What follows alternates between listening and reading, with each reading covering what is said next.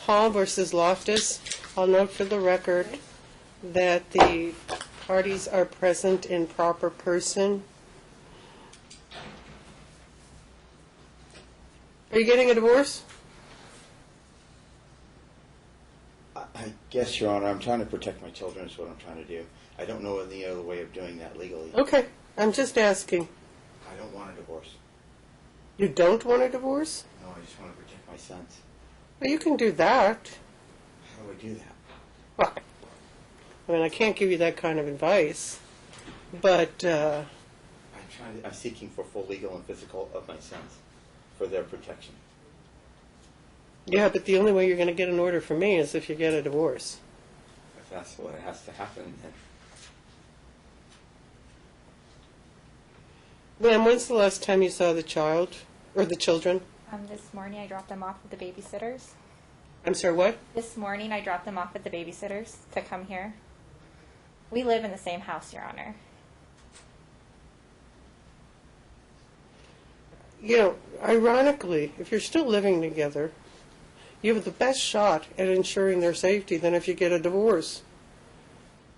That's what I go back to. Do you really want a divorce? If you're still living in the same home, you can keep a better eye on the defendant than if you're living separate and apart, and somewhere along the line she gets visitation where you're not supervising. So I don't know what you want, sir.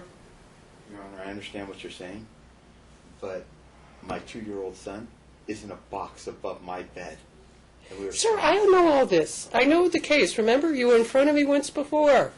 Okay? I remember the case. One of the things about me, I don't have a great short-term memory, but I have a really good long-term memory. Okay? You're not going to tell me anything I don't already know. So my question to you is, are your children safer when you're residing with their mother than when you're residing away from their mother? I don't know if I can answer that question for you.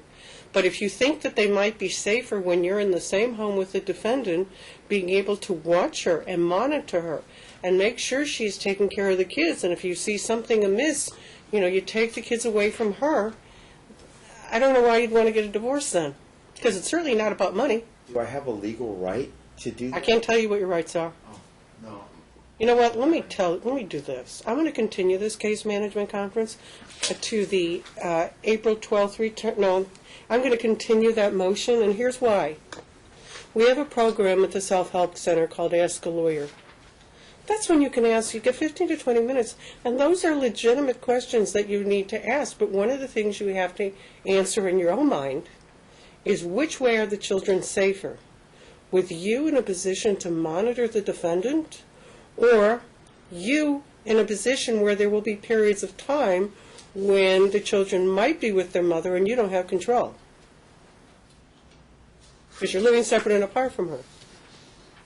Your Honor, I would have to proceed with a divorce, and this is why. What? I would have to proceed with a divorce if that's the case, and this is why. I understand that. So you have to decide. Decision's been made. Whether or not, I'm not cutting off the defendant totally from those kids. Bear that in mind. I understand that you didn't. And the J case got closed for the reason that both parties appeared to have followed their case plans. And I appreciate the tragedy that happened to your little one. I know all that. But I can't deprive the defendant of all of her rights.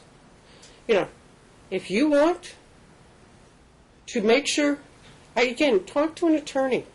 Talk to somebody at your church. Talk to somebody who can tell you what's the right way to go. Because you're not asking me for legal advice, really. You're asking me for life advice, and that's not what I do. That's where you need to talk to somebody and hammer out what you really want to do. Frankly, I was surprised that the two of you got married after my case was over. Well, you did. So now you got to decide what works. And does it work better? So talk to your pastor, if you have one. Talk to your friends, your family. And again, talk to a lawyer. Because you're asking questions that I'm not able to answer. I know what the facts are. But you're also sharing a home right now. And I don't know if that's necessarily, bear in mind, there are going to be financial obligations associated with all of this. And it shouldn't be about money, but ultimately that will probably be the biggest issue. I'd rather you have some time to really, think about what you want. Because you don't know what you want. You just told me you don't know what you want. I know exactly what I want. I want the safety and well-being. I understand that, but how to get from point A to point B, I don't think you know what the answer is yet. You don't. And I'm not going to, I think it's better, you got to think about those kids. And I know you are, in one sense. You're thinking about safety. But you also have to consider that they have a mother. And they probably love their mother. They do, Your Honor, but... I see what I mean? Why don't you talk to somebody, get some legal advice, and get some personal advice, and I'll have you come back in a little over 30 days, and then if you want your divorce, we'll move forward. If you weren't living together, I suppose it would be a different thing. But you are. And it doesn't sound like you're ready to kick her out.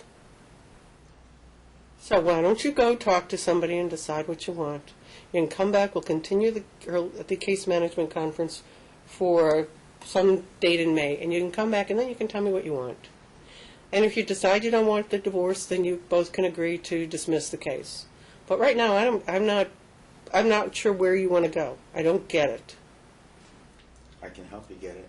No, you can't, because you did your best to try, and I just don't think you know what you want. I really don't. You want two things that are logically inconsistent. You want to take the kids away from her for their protection, but you want to reside with her. That makes no sense to me.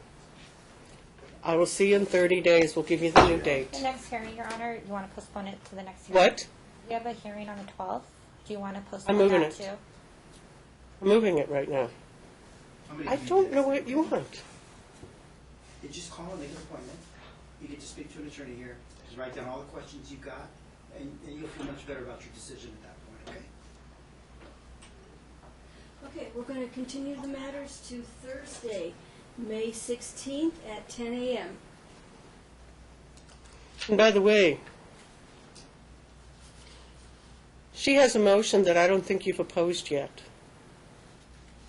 You got 2 weeks from today to file an opposition to her motion. I filed it.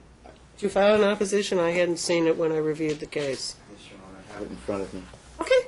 Okay, if you have, you have. Answer to counterclaim for divorce, UCAC 803. Wait a minute. Declaration.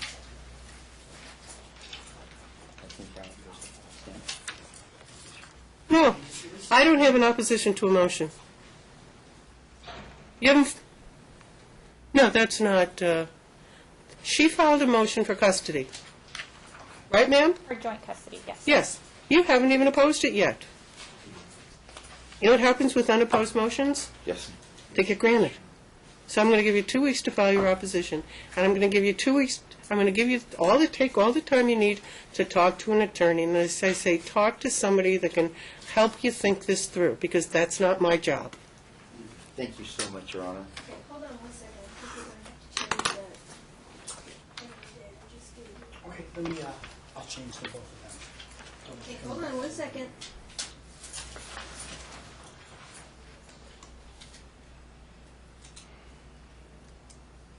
Yeah, we're going to, let's make that May 26th at 10 a.m.